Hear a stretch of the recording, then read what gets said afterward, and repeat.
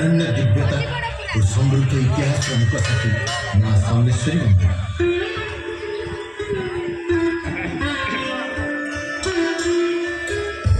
देवी समलेश्वरी संबलपुर आराध्य देवी माँ का नाम प्रख्यात संबलपुर प्रकृतिर अपरूप सुषमार भंडार अटे संबलपुर। चौहान वंशर बलराम देव थे यार नृपवन। धनुर्धर वीर दिने जानते मृगा विनोदे एक अचंबित कथा दृश्यपटे हेले अवगत। कुकुर को सांगे धरी राजा गले परिवार को शिकार मात्र महानदी कूले घटिला एक बड़ा चमत्कार। देखिले राजा ताको कुकुर को मोड़ाउछि गोटे शासक। देखिए यह अचंबित दृश्य राजा हेले हतबाक। महानदी बाबतटे थिला एक सिमिली जे मुख्य मूले अकस्मात शासक हेले अंतर्ध्यान।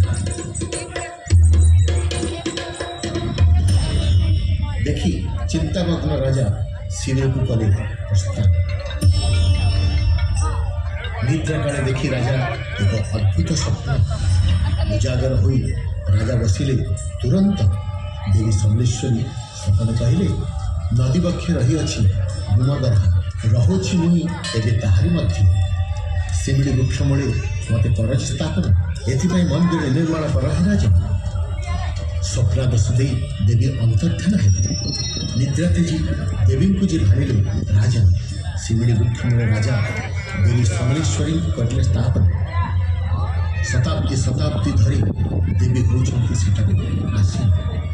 स्वप्नादेश अनुरूप राजा आरंभिले मंदिर निर्माण मात्र समस्त उद्यम तांक होइला जे पूर्ण।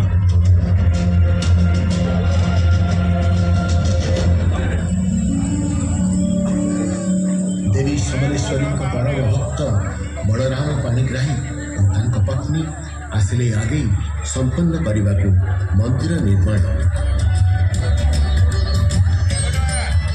मूर्ति तोर दिव्यता और समृद्धिर प्राणवंत रूप बढ़ा चिन्हित मुख भारी अनुपम। भित्तिस्थले माँ भव्य प्रतीक स्मरण मात्र के रोग दोष वही खंडित। तुम्हें नहीं ना कहार रूप प्राचीन काल मन मध्य रही अच्छ मात्र।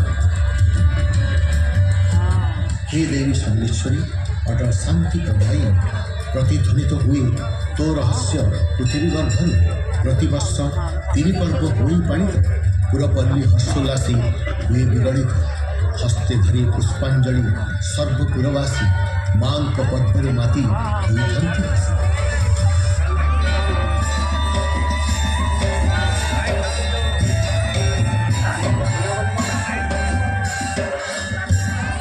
नुआखाई नामे अच्छी एक गणपर्व पाड़ा। ये उत्सव एकत्रित होइथन्ति सर्व करी नवान्न अर्पण देवी समलेश्वरी ठारे आशीर्वाद लोड़ी था समृद्धि हो अंचल।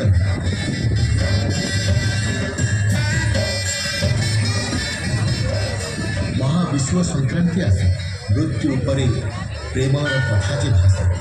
सती सावित्री कथा कराए स्मरण वैशाख चैत्र मासरे उत्सव हो पालन।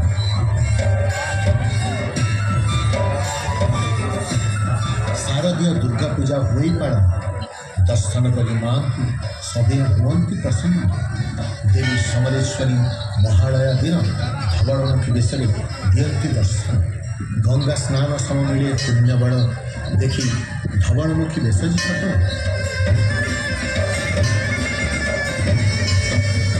माँ समलेश्वरी स्मरण मात्र के दृश्यपटे उभा हुई समृद्ध इतिहास। जय जय माँ समलेश्वरी दया करी माँ तू संबलपुरे रही माँ गो समले दया क्षमा दात्री माँ तू अटू महान।